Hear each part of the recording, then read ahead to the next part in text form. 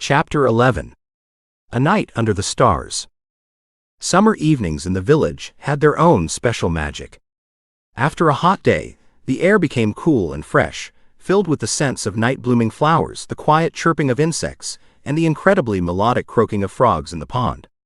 As the sun disappeared behind the horizon, painting the sky in crimson and golden hues, countless bright stars emerged to take its place, scattered across the black velvet of the celestial canvas.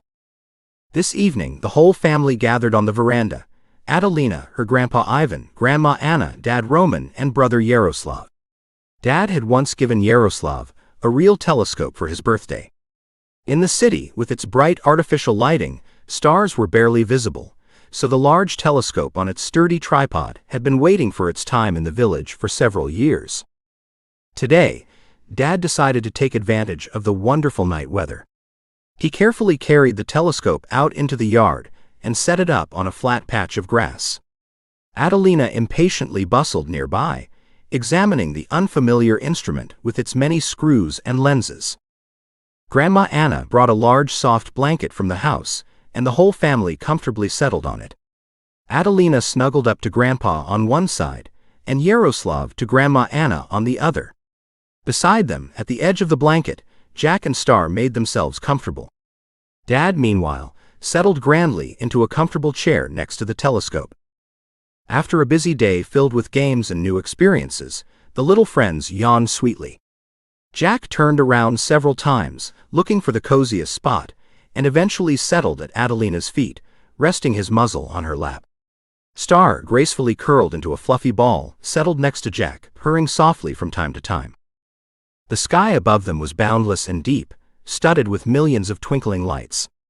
Adelina gazed at them, mesmerized, as Dad adjusted the telescope to a bright star.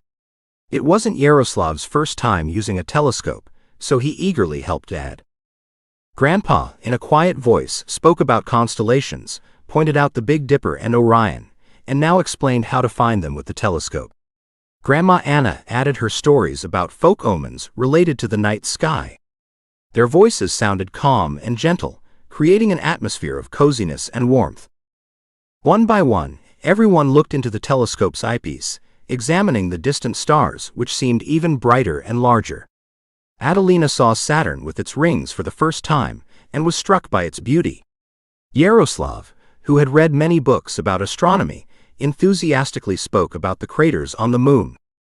Jack and Star, warmed by the blanket's heat and the calm voices of their beloved humans, gradually drifted into sweet sleep. Their tiny bodies relaxed, and their breathing became even and calm. Only occasionally in his sleep did Jack whimper softly, and Star purr barely audibly. Adelina felt their warmth beside her, and gently stroked both of them. Her heart filled with love and gratitude for these moments of peace and connection with nature and loved ones. The night sky with its countless stars seemed kind and protective to her, and the presence of her whole family and her fluffy friends made this evening truly magical. Soon, Adelina too was overcome by sleep.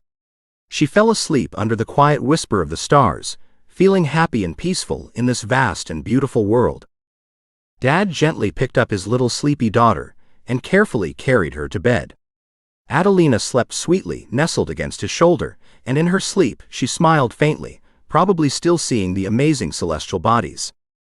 Yaroslav carefully picked up Jack and Star, who were also fast asleep, curled up in balls on the blanket. He carried them to their cozy little house on the veranda, carefully settling them onto the soft bedding. Meanwhile, Grandma Anna and Grandpa folded the warm blanket and carefully carried the telescope into the house, filled with quiet awe from the starry sky they had seen.